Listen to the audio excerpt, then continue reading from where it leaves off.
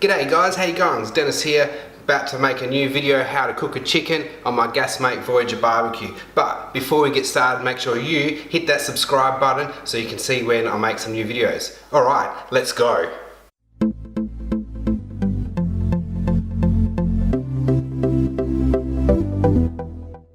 Alrighty, let's get started. So today I'm cooking this whole roast chicken. It's a nice little bird, 1.5 kilos. I got this from my brother-in-law.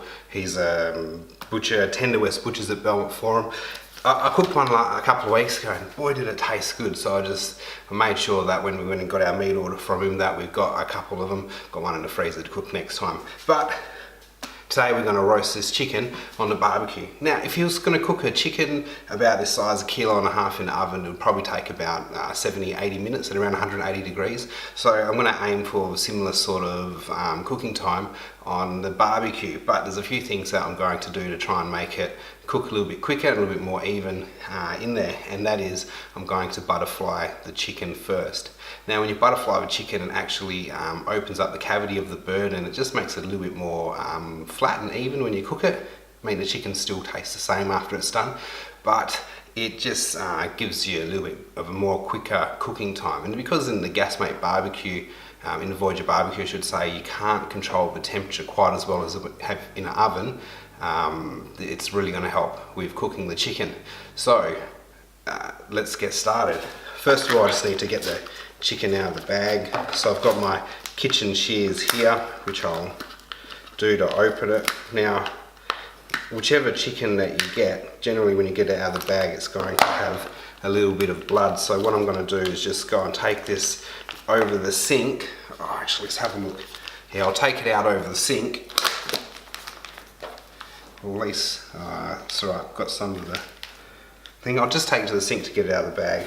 Alright, so I've just got some paper towel here as well so I can wipe up the blood as we go. I'm just going to wipe down the chicken as well.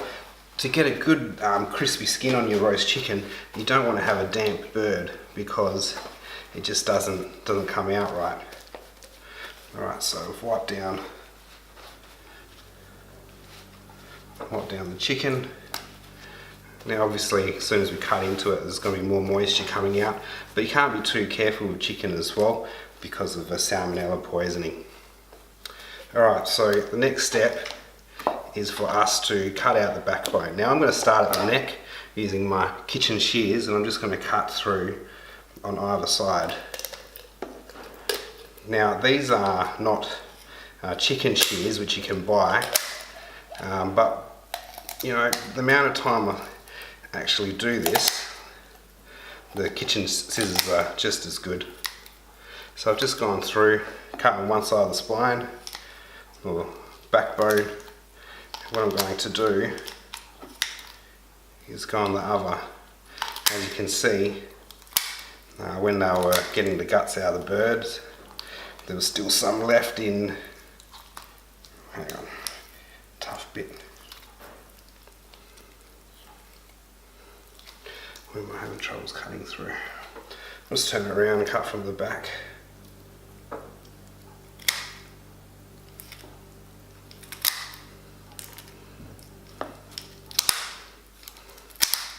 There we go, so I've got the backbone out of the chicken, which you could probably keep and use in a stock or whatever. And now we've actually got the bird. So what we just want to do is actually just break the wishbone at the top.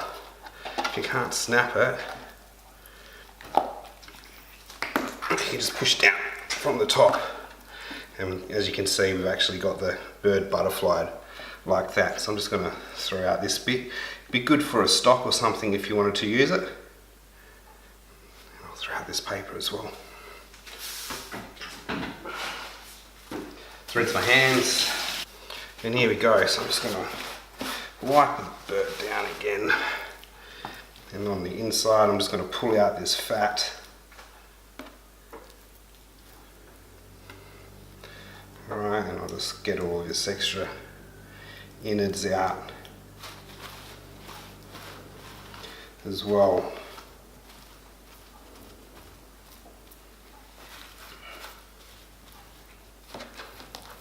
Alright, so let's see if I can wipe all this down. over to the side.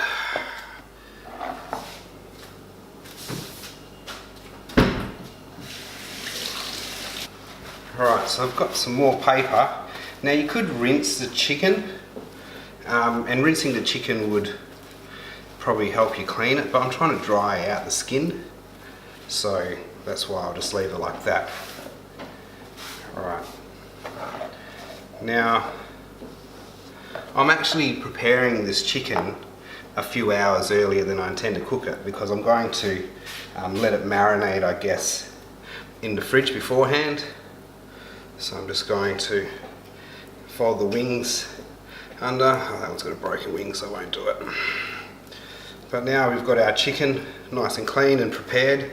So what I'm actually going to do is just switch it over and put it into this baking tray for now. Alright, I can take all this stuff and move it out of the way. Alright, so with it in the baking tray like this, the next thing I'm going to do is just I'm going to season the chicken. I'm actually going to wash my hands for this point, and then I'll come back after they're clean. Alrighty, so I'm back. Now I've also given the bench a bit of a wipe down with a disinfectant wipe. It's probably just, I don't think there's anything wrong with the bench, but you know, just to make sure that it's clean, and I know that the better half will appreciate me having doing it. So first of all, I've just got some smoked paprika, which I'm just going to put on there, and I'm putting it on really thick because most of it's just going to fall off. Alright, so we've got this smoked paprika. Now, I put this on there because on the skin it gives a nice red colour. So nice and thick layer. Alright. It's a real nice smoky flavour. Next thing, I've got some garlic salt. Now, as I said, most of this is just going to fall out. The garlic salt's good as well because it's going to draw some of the moisture out of the chicken. And lastly, some salt and pepper.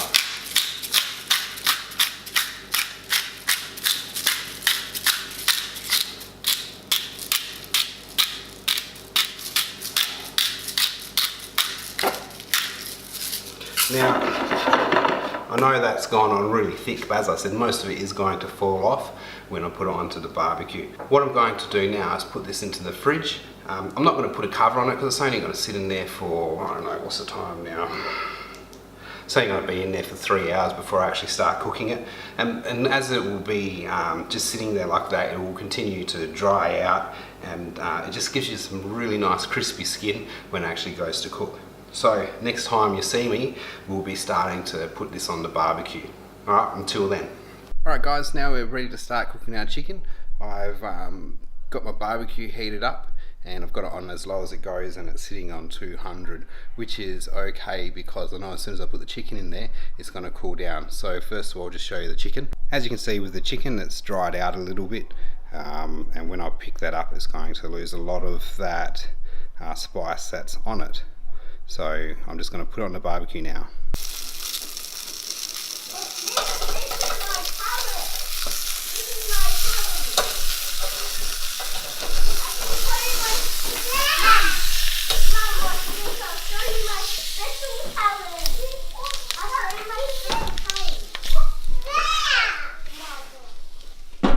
So I've been cooking our chicken for about 45 minutes now. I flipped it over as well and turn it around the other way, because one thing that I have noticed with these barbecues is that they definitely cook hotter towards the back. So after about half an hour, I actually turned the bird so it was turned around the other side, and now it's flipped over again, just to make it sure it cooks a little bit even as well. But it's definitely getting a lot warmer in the barbecue quick when I open it, and that's a sign that the chicken is actually warming up as well and cooking. So we're nearly at the point where we're going to have to start checking the temperature of the bird to make sure that it's cooked.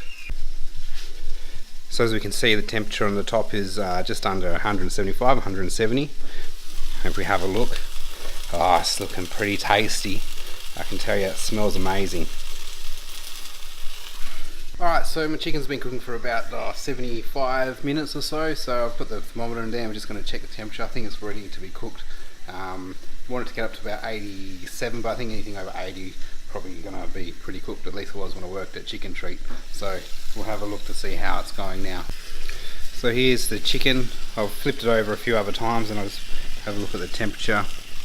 You can see that, and then it's just below the mark for where it reckons that poultry's cooked. So that's pretty good for me, so I'm going to pull that out now.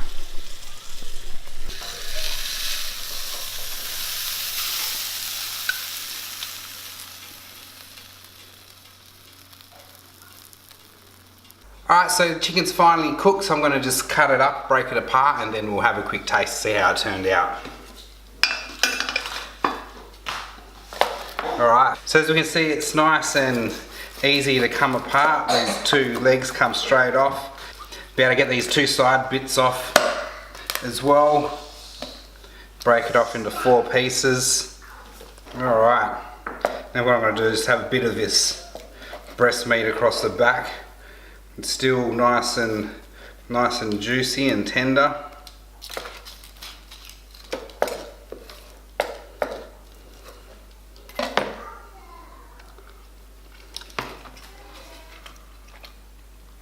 Oh, that tastes fantastic. I wish I could share it with you.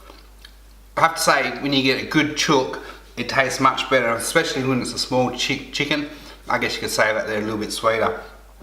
Got this from my brother-in-law, who's a local butcher, so you should always try and get meat from a butcher as well. And that's about it for this video. Please comment below and make sure that you subscribe if you haven't done so already, and I'll see you in the next video. Thank you.